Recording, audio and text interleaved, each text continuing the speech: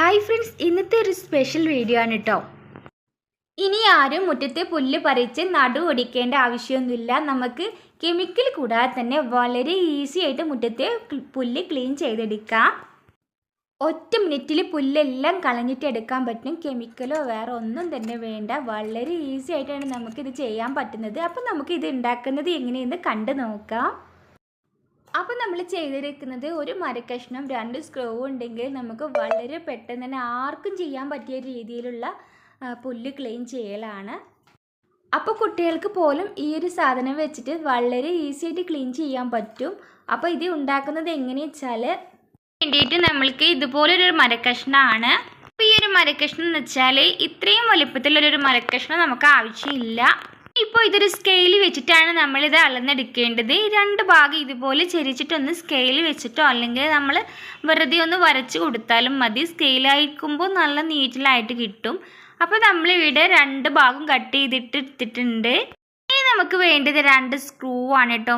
അപ്പോൾ നമ്മൾ സ്ക്രൂ വെച്ചിട്ടോ അല്ലെങ്കിൽ നമ്മൾ ഒരു ചുറ്റിക വെച്ചിട്ട് സ്ക്രൂ അല്ലാണ്ട് നമ്മൾ സാധാ ആണി വെച്ചിട്ട് ഒന്ന് മേടി കൊടുത്താലും മതി.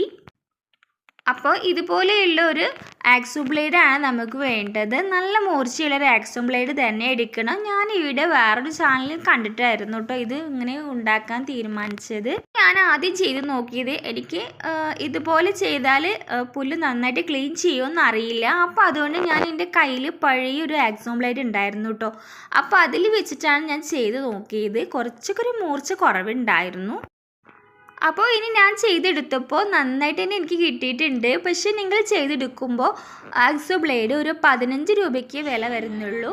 അപ്പോൾ ആ ഒരു 15 രൂപയുടെ ആക്സോ ബ്ലേഡ് വാങ്ങിച്ചിട്ട് നിങ്ങൾ ഇതുപോലെ ഒന്ന് ചെയ്തെടുത്ത് നോക്കാം. നല്ല മൂർച്ച ഉണ്ടാകുമ്പോഴാണ് നമുക്ക് നന്നായിട്ട് പുല്ലെല്ലാം ക്ലീൻ ചെയ്യാൻ പറ്റുന്നത്. മുറ്റത്തെ എല്ലാ പുല്ലുകളും ക്ലീൻ ചെയ്യാൻ പറ്റും.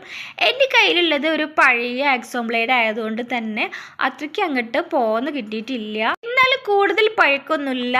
എനിക്ക് ഒരുപാട് പുല്ല് ക്ലീൻ ചെയ്ത് കിട്ടിയിട്ടുണ്ട്. ഞാനിത് പണി പാളി പോവുകയാണെന്നുണ്ടെങ്കിൽ അപ്പോൾ അത് ഉണ്ടാക്കേണ്ടതെന്ന് വിചാരിച്ചിട്ടാണ്. അപ്പോൾ ഇനി ഞാൻ ഉണ്ടാക്കുമ്പോൾ നല്ലൊരു ആക്സോ ബ്ലേഡ് വെച്ച് തന്നെ ഉണ്ടാക്കണം. ഇപ്പോൾ ഞാൻ താൽക്കാലികമായിട്ട് ജസ്റ്റ് ഒന്ന് ട്രൈ ചെയ്ത് നോക്കിയതാണ് കേട്ടോ.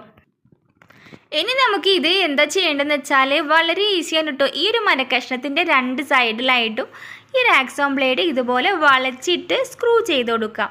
സ്ക്രൂ ചെയ്യുന്നില്ല എന്നുണ്ടെങ്കിൽ നമ്മൾ ആണിയൊന്ന് മേടിച്ച് കൊടുത്താലും മതി.